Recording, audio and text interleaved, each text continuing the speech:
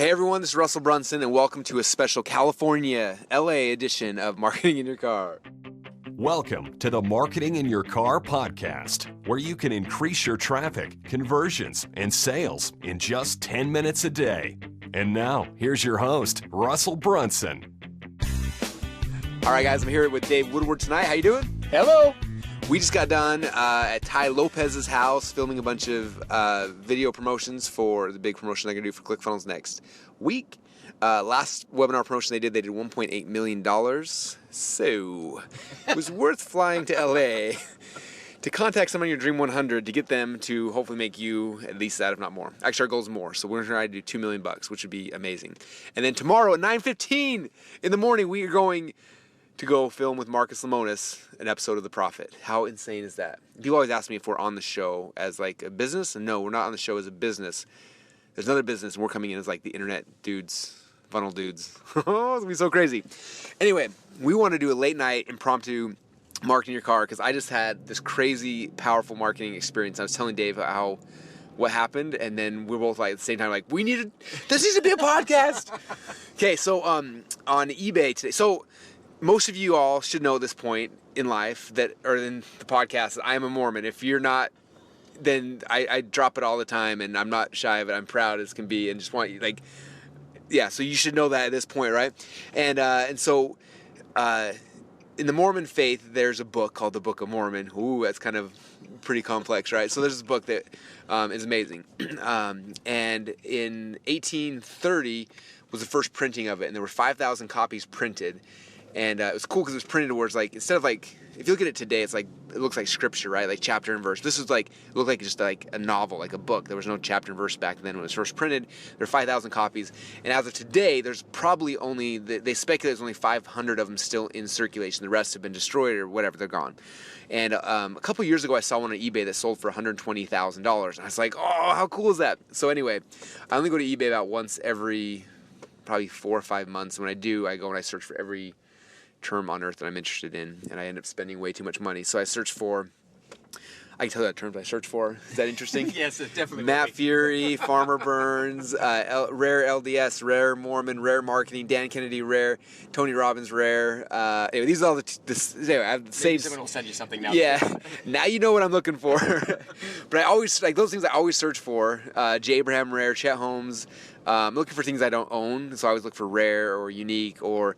Anyway, so that's stuff I'm searching for. And then I always search for first edition Book of Mormon because who knows.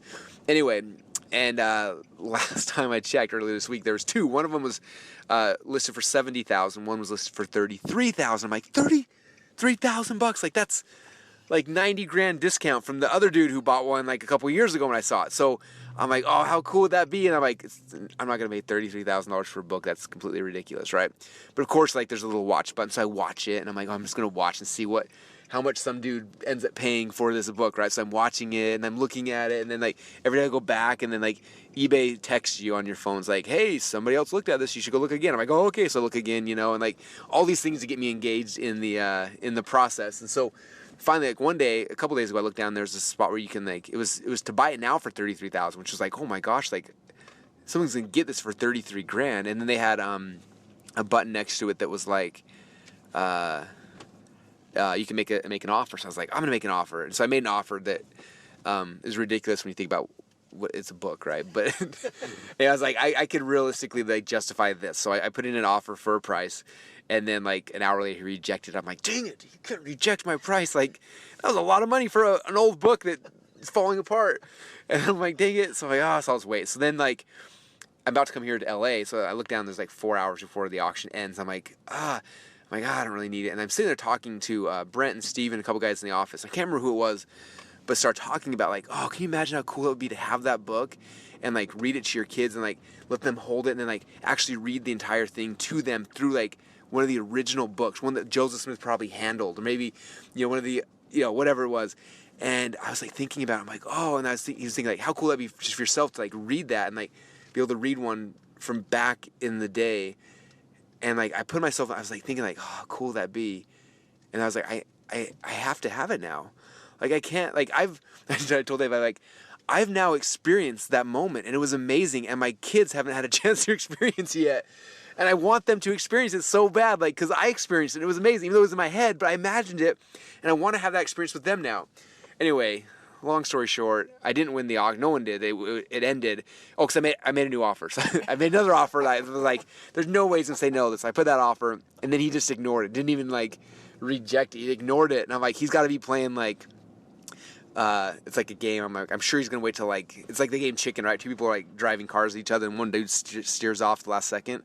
I'm like, I haven't been there. I guarantee he's going to wait till, like, a minute left, and they'll be like, accept, because he wants my money, right? So I'm waiting, and then he doesn't accept, and it ends. The auction ends, and I don't get the book. And so now I'm like, oh, he's going to email me and, like, be like, okay, man, how much will you take? You know, I'll take your offer. And he didn't. It's been, like, 3 or 4 hours. I'm like, dang it. So finally I caved. I was like, hey, man, like, what's the lowest possible thing you would take for that book? And so he may or may not write back. I don't know. But the lesson, the moral of the story is, if you can create a selling thing where your customer, like, actually visualize themselves consuming the thing that you have. Like, that happened to me when Brent or Steve, I can't remember who it was, or maybe it was a blend of this conversation we had, like, talking, like, can you imagine reading that book to your kids and holding the original copy and letting them, like, touch it and, like, turn the pages?